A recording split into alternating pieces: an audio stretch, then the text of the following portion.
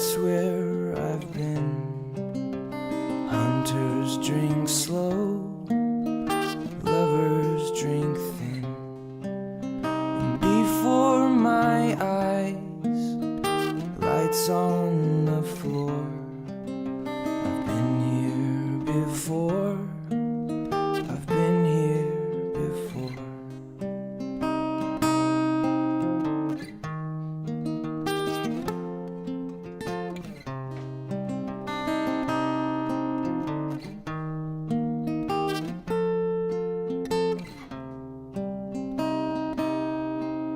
And brothers fall fast, sisters pretend.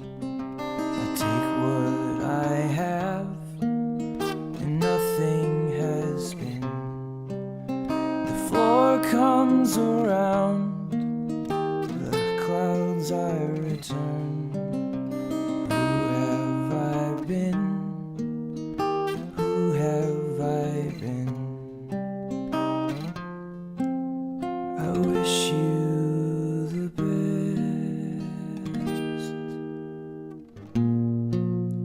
I wish you the best. I wish you the best.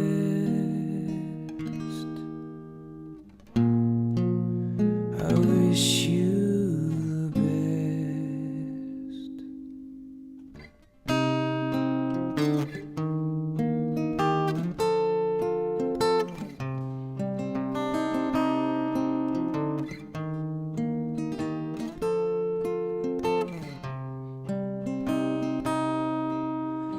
Above these seas, I see where I am, melting my snow, tearing my skin. The sun burns me slow as I return. The sea says it's home, the sky welcomes in. And before I go, and before I am, I take what I have, and nothing has been. The earth comes around, the clouds I return. Who have I seen? Who have I been? I wish you the best.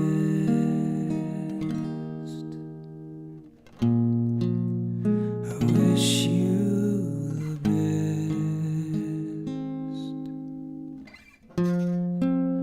I wish you the best.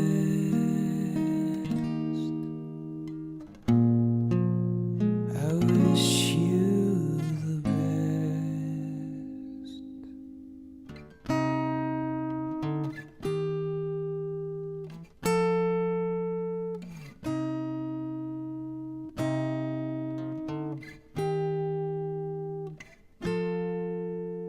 I'm Austin Marks from a local band called Islet. We do alternative folk singer-songwriter stuff with my wife, Dan Sayre. We're both from St. Joe. Well, I grew up, and my dad is both of my parents are very into music, singing and whatnot. I was actually raised in a Christian family. I listened to very obscure music, not necessarily obscure, but it was very different from what I listen to now. Surprisingly, it was like the Bee Gees and James Taylor, and eventually I kind of went my own direction in life and in music, and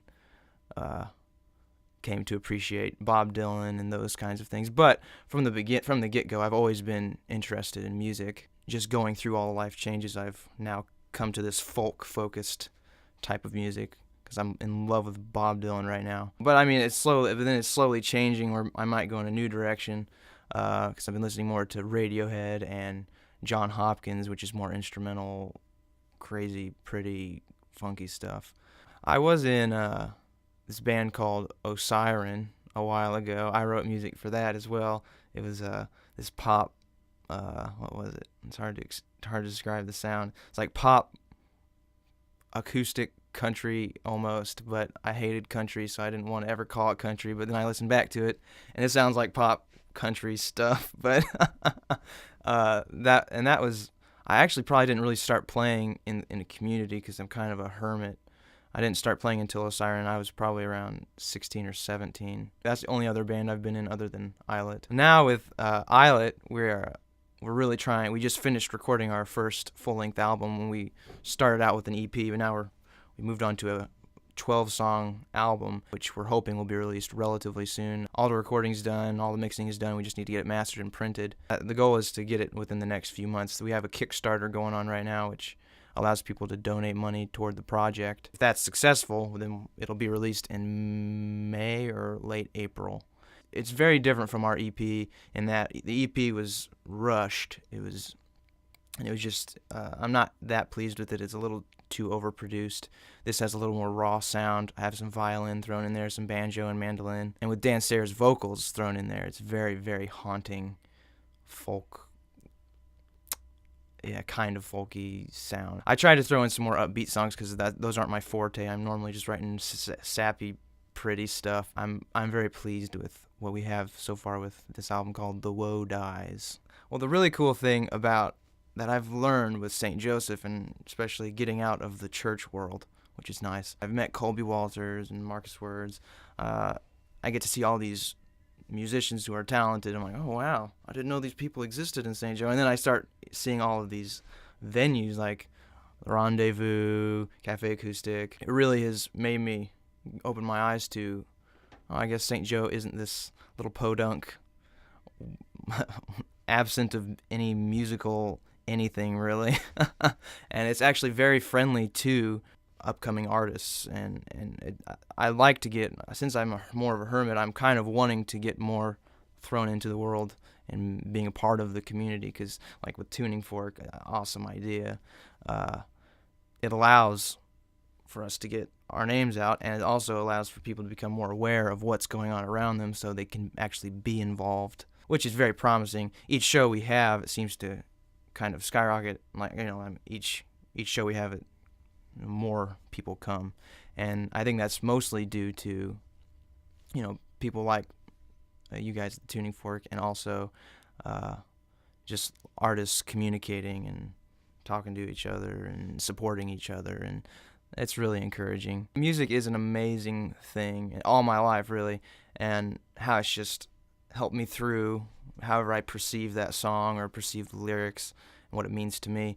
Most of the big things in my life I can put a song to it, because music is everywhere and it's wonderful. Whether it be meeting my wife, Fountains of Wayne, Valley Hill Winter Song, I think it's called. That reminds me of the first time I met Dan Sayer. Whenever my son was born, there were multiple songs that pop in my head whenever he was born. Music has had a great impact on me, and I noticed it has a great impact on everybody, and that's one of the reasons I'm so drawn toward music, because it's universal, whether you speak English, Sudanese, French, whatever. Music can just pierce the soul, and it brings people together, similar to freedom, and I feel like music and freedom are closely related. This is One on One with Austin Marks, and this is Tuning Fork TV.